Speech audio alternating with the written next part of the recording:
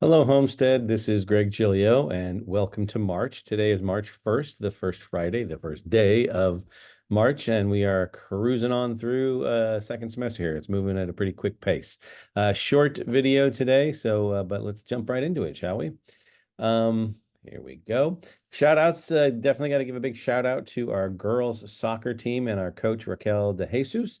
They actually won the CCS championship last weekend. They then got qualified for the NorCal championships, won 4-0 against Chico High in Chico on earlier in the week for the first round, went to the second round, unfortunately lost to St. Francis, and so is now their season is over, but it was a great season. Went farther than they had hoped or even expected. So they are complete winners in our eyes. They did a great job and they represented our school really, really well. So again, congratulations to the girls soccer team and to Coach De Jesus.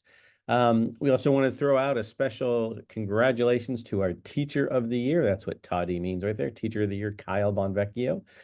He is the PE department lead. And then our CSOTY, which is the classified staff member of the year.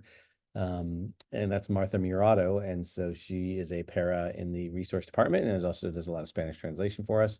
Every year at this time, our staffs get together and they vote and nominate and then vote on or debate over who should be the winners for each particular area. And so this year, Kyle won for the teachers. They really were proud of his work as a department lead. He's been teaching here his whole career. He really works well with the resource department and is helping out some of our moderate severe kids in a very big way. He also teaches academic foundations, which is an academic support class. And the PE department loves him because he's been a great leader. And Martha is also just a fantastic person. If you've ever met her, she's always super positive. She does a lot of the translations for the resource IEP meetings and works with our resource students. And so again, congratulations to both of them. As we say, we have many deserving people here at Homestead, and so it is hard just to narrow it down, but these are two good ones. And so congratulations to Kyle and Martha on that. And they will be honored at our board meeting, the site board meeting in April, which talks all about Homestead. And we'll give more information about that the closer we come up to it. So here we have some questions and concerns. There was a question about what are the rules regarding makeup work. And so I'm going to start off with more of a general caveat that, really looking at their core syllabus is what you need to look at because teachers do have the right to set the rules for makeup work. And most of our teachers have a pretty liberal revision and redemption policy. So it's best to check with them. There can be some differences between classes. But generally, according to Ed Code, if a student has an excused absence, let's say they're absent on Monday, they have one day then to make up the work and to turn in the work. But like if homework was due on Monday, and when they need to turn it in the next day, that Tuesday or the day that they're not sick, they don't get then another day to do it, right? So need to make sure that it's excused. If it's unexcused, the teacher does have the right to decide whether they are allowed to make up or not make up that work. Again, most of our teachers will try to have students make up because it's about the learning, but there are some things that just can't be repeated and recreated for an individual student. So sometimes that may result in a loss of points or even some assignments. So just please make sure that the absences are excused. If they're unexcused, they go down as a cut. And again, general rule of thumb is students have as many days to make up the work as they did when absent. So for instance, if a student is absent on a Tuesday, then they have until Wednesday to turn in the homework, but then or until the next class meeting for the work. If they are absent 3 days, then they have 3 days to turn in that work, right? So it just kind of continues that way. There was this question kind of dealt a little bit more with finals and that kind of thing, and those are a little more difficult due to the time that's needed for those particular tests and presentations because it's 2 hours versus a regular class. And they also has a deadline for the grades to get finished and turned in. Now, grades can always get changed after they've been finalized. Obviously, it's just some paperwork we have to do, and I know that kind of freaks people out at times, but if a student is sick at the time of finals, we don't want them coming in, but there should be some arrangements made with the teacher. And sometimes the teachers will say, we want them to come back and make up the test here, or, what, I'll just take this test and, double the points or whatever it might be. So there's a lot of different reasons. So checking those syllabus, core syllabi is important, and checking in with the teacher should your student have some absences. But again, it has to be excused absences. They can't just miss a day and then expect us to do all the work for them. There was a question about some of the COVID-19 tests that the student brought home from school that had an expiration date that had already expired. And so these tests, we get these tests from the county. And so they literally have just been sent to us. And if you look on them, they're going to say that they're expired, but there really is no expiration date up after a year, is what the county has told us. So they're still good. They have to put an expiration date on there. Otherwise, they wouldn't have sent them to us. But so a year after that date. So if it says March 1st, 2024 is the expiration date, really it's March 1st, 2025. Now the question was, well, wouldn't that be sending a bunch of kids to school if, if the tests have expired and they're sick or won't know? Well, an expired test doesn't give you a positive reading. It gives you, or a negative reading. It just gives you a faulty reading. And so you may look on there, it gives you more squiggles than you need to, or it's all red or that kind of thing. So if you have a test and it does that, yeah, then definitely get another one.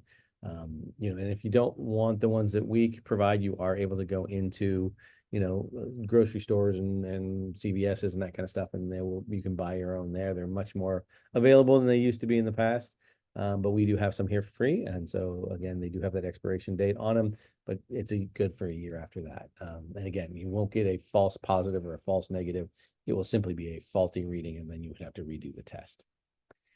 There was someone sent me in a question about being transphobic or transphobia, and I got honest, it was a very short question, and I kind of needed some more information to be able to really answer it. And so if you were the person who sent that in, if you wouldn't mind emailing me back or maybe rewriting it with some explanations going on, and I can definitely try to help answer that question, but I just didn't have enough based on the thing that was there. But I want to acknowledge that I got it, and I was hoping you'd help me with a little more info.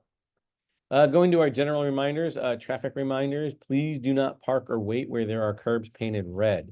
I know it's convenient sometimes to drive up right near the music department or to wait in areas on the access road or whatever, but those actually can get you ticketed. If a police officer is here on campus and they see you parked there, even if you're waiting there, they can come up and give you a ticket. So please don't do that. It also creates some traffic jams and some danger. So please don't do that.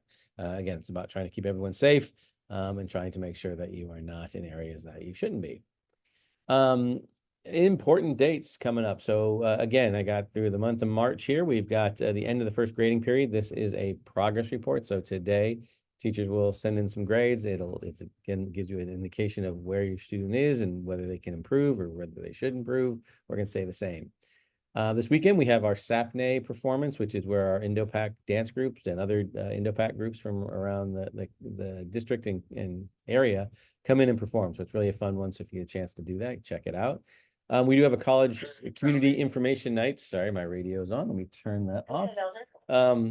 There's community college night on the 5th. That's just for seniors and senior parents only. We also have actually this weekend, 2 weekends from now, we have spring forward. So get used to having the sun set a little bit later. That also gives kids a little bit, makes it hard sometimes for them to wake up. So again, understand that's happening. And so hopefully that goes smoothly for everybody. We do have our cash testing that's going to be happening the week of the 11th. That is our state mandated testing. We really do need everyone to come. The juniors are going to be the ones taking these tests. Those are the ones who are mandated by the state. It really is important. It gives us a lot of really good information. We also have to hit a 95% participation rate. So we really ask that you do all your best you can to get here and make sure your kids are here. So it helps us out. We do have a rally coming up, or the Battle of the Classes, our big Spirit Week that happens in March. There is no school on Monday, March 18th. So just put that one down on the calendar as a 3-day weekend for your kids. Another community college info night, this one just for juniors and junior parents on the 21st. And mark your calendars for the week of April 1st because we have Multicultural Week happening then. So a lot of good stuff going on. That's it for this week. Again, please keep sending in those surveys so I can answer your questions and your comments and your ideas. And I look forward to seeing and talking to you next week. Take care.